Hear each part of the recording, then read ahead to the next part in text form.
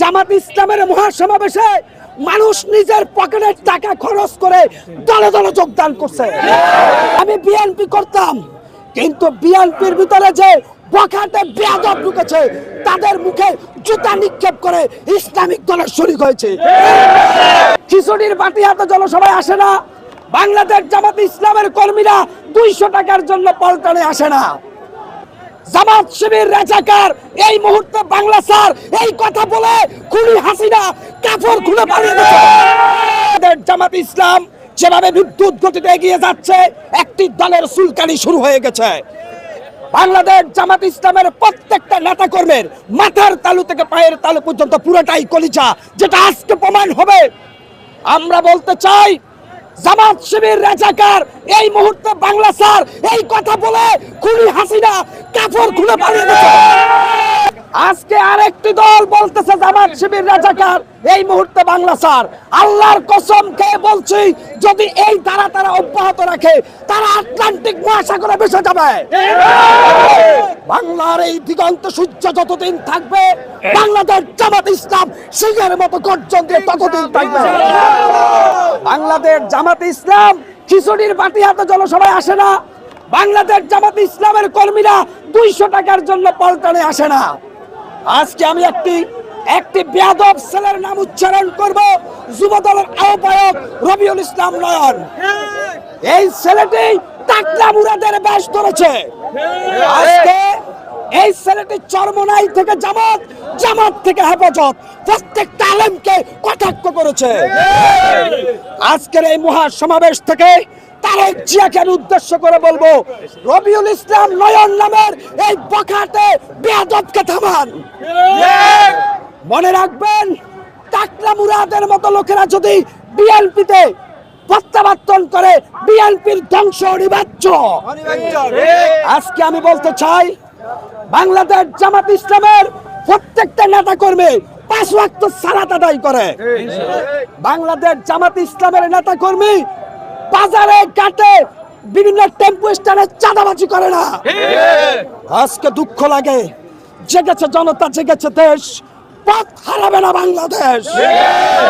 মনে রাখবেন, বিএনপির স্থায়ী কমিটির নেতাদের বলবো, বিএনপির মিছিলে 60% কর্মী দাড়ি পাল্লাই চিল মারবে অন্ধকারে।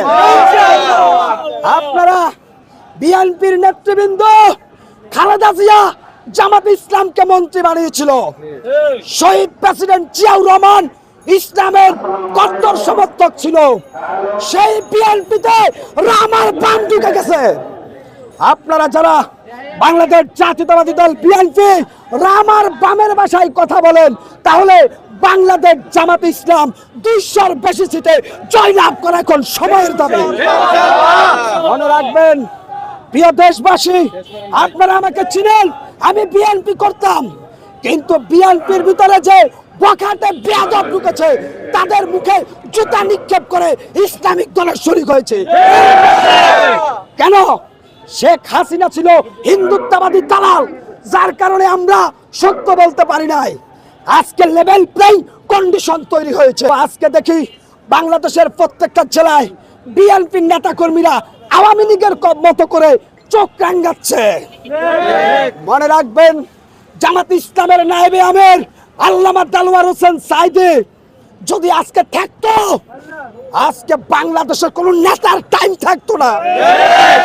মনে রাখবেন, সিরিয়ার বাশার আল আসাদ পালিয়ে গেছে, খুনি হাসিনা পালিয়ে গেছে।